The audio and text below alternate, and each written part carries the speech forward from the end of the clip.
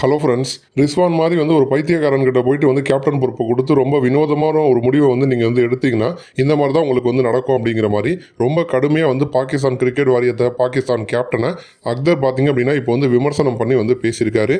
இந்த சாம்பியன் ட்ராஃபியில் ரசிகர்கள் ரொம்ப எதிர்பார்ப்போடு இருந்தாங்க, பாகிஸ்தான் ரசிகர்கள்லாம். ஏன்னா சாம்பியன் ட்ராஃபியில் நடப்பு சாம்பியன் பாகிஸ்தான் தான். 2017 அவங்க தான் இந்தியாவை தோற்கடிச்சு ஃபைனலில் சாம்பியன் ஆனாங்க.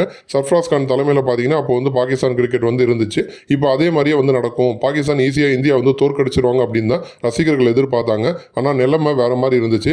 ரொம்ப ஈஸியாக ரொம்ப கஷ்டமே படாமல் அசால்ட்டாக பார்த்தீங்கன்னா பாகிஸ்தானை இந்தியா தோற்கடிச்சிருப்பாங்க. இந்தியா தோற்கடிச்சதோட மட்டும் இல்லாமல் பாகிஸ்தானை வீட்டுக்கும் அனுப்பி வச்சிருக்காங்க. ஏன்னா அந்த தொடர்லேருந்து பாகிஸ்தான் வெளில போயிட்டாங்க. இப்போ அடுத்து பங்களாதேஷ் கூட தான் பாகிஸ்தானுக்கு ஒரு போட்டி இருக்குது. அதில் தோத்தாலும் ஜெயிச்சாலும் ஒன்றுமே கிடையாது. 5 நாள் தான். 19ஆம் தேதி மேட்ச் ஸ்டார்ட் ஆனிச்சு.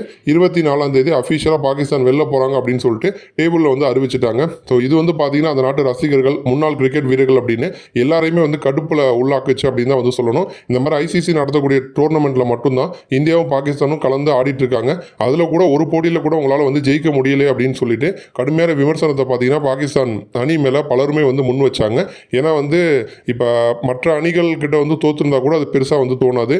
இந்தியா கிட்ட தோற்றது தான் அவங்களுக்கு பெரிய ஒரு இழப்புன்னு சொல்லலாம். அதாவது இந்தியாவை தோற்கடிச்சு கப்பு வாங்கலைன்னா கூட பெருசாக கண்டுக்க மாட்டாங்க. இந்தியாவை தோற்கடிச்சிட்டோம் அப்படின்னு சொல்லிட்டு பெருமை பேசுவாங்க.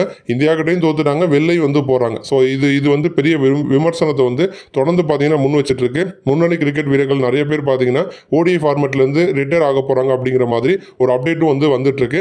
இப்போ இந்த மேட்ச் சம்பந்தமா பார்த்தீங்கன்னா ஷோயிப் மாலிக், அக்தர் இவங்கெல்லாம் பார்த்தீங்கன்னா பேசியிருப்பாங்க. அதுல கடுமையான விமர்சனத்தை அக்தர் முன் வச்சிருக்காரு. அவர் பேசும் பொழுது தனிப்பட்ட முறையில் எந்த பிளேயருக்கும் எதிராக எனக்கு முன் விரோதம்லாம் கிடையாது. எனக்கு நீங்க பணம் கொடுக்கல அப்படின்னா நான் பாகிஸ்தான் கிரிக்கெட் பற்றி பேசக்கூடிய விவாதத்தில் நான் கலந்துக்கவே மாட்டேன். பணம் கொடுக்குறீங்க, அதனால தான் நான் பேசிகிட்டு இருக்கேன். உண்மையை சொல்லணும் அப்படின்னா இந்த பாகிஸ்தான் டீம் பற்றி பேசுறதுக்கு எனக்கு விருப்பமே கிடையாது. 2011 தொடர்ந்து பாகிஸ்தான் டீமில் என்ன பண்ணணும் அப்படிங்கிற மாதிரி நான் தொடர்ந்து பேசி ஓஞ்சிட்டேன். பேசியே முடிச்சிட்டேன். கடந்த ஒரு 14 வருஷமாகவே பாகிஸ்தான் கிரிக்கெட் பார்த்தீங்கன்னா சரிவை நோக்கி தான் போயிட்டுருக்கு. ரிஸ்வான் மாதிரி பைத்தியக்காரனெல்லாம் கேப்டனாக போட்டு ஒரு வினோதமான வீரரை நீங்கள் தேர்வு பண்ணீங்க அப்படின்னா ரிசல்ட் உங்களுக்கு இந்த மாதிரி தான் வரும் அப்படிங்கிற மாதிரி அக்தர் பார்த்தீங்கன்னா பேசியிருப்பாரு. உடனே குறுக்கிட்ட ஷோயிப் மாலிக் என்ன சொல்லியிருப்பாருன்னா, உங்களுக்கு எவ்வளோ கோவம் வந்துச்சு அப்படின்னா நீங்கள் ஏன் பாகிஸ்தான் கிரிக்கெட்டோட இணைஞ்சு அந்த பிரச்சனையை சரி பண்ணக்கூடாது, இப்படி பேசுறதுக்கு பதிலாக நீங்கள் அந்த பிரச்சனையை சரி பண்ணுறதுக்கு முன் வரலாமே அப்படிங்கிற மாதிரி மாலிக்கும் கோவமாக பேசியிருப்பாரு.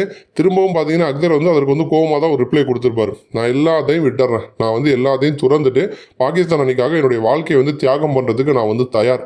எனக்கு பாகிஸ்தானுடைய உள்நாட்டு டீமை என்கிட்ட கொடுங்க, அந்த பொறுப்பை என்கிட்ட கொடுங்க, நான் பார்த்துக்கிறேன். என்னோட குடும்பம் எல்லாத்தையும் விட்டுட்டு பாகிஸ்தான் அணிக்காக பணியாற்றுவதற்கு நான் தயார். ஆனால் இன்னும் 3 வருஷத்துக்கு பிறகு என்னுடைய விதி என்னவா இருக்கும் அப்படிங்கிறது எனக்கு தெரியும். ஆனால் இருந்தாலும் பரவாயில்ல, நான் பொறுப்பை ஏற்றுக்கிறேன் அப்படிங்கிற மாதிரி அக்தர் சொல்லியிருப்பாரு. இந்த மாதிரி நிலைமை கொஞ்சம் சிக்கலாக மாறினதை தெரிஞ்சுக்கிட்டு, ஏன்னா அக்தருக்கும் மாலிக்கும் இடையே ஒரு பகை மாதிரி சண்டை மாதிரி போயிட்டு இருந்தப்ப டக்குன்னு முகமது ஹஃபீஸ் என்ன சொல்லிட்டாருன்னா, 3 வருஷம் வரைக்கும் உங்களை பணியாற்ற விடுவாங்களா அப்படிங்கிற மாதிரி ஒரு ஃபன் பண்ண உடனே அந்த இடத்துல இருந்த கோவம்லாம் மாறி சிரிப்பலையாக மாறி இருக்கு. பட் இருந்தாலுமே சொந்த நாட்டு கேப்டனே பார்த்தீங்கன்னா ஒரு பைத்தியக்காரன் அப்படிங்கிற மாதிரி அக்தர் பேசியிருக்காரு. அந்த அளவுக்கு கோவத்தை வெளிப்படுத்தியிருக்காரு. நன்றி.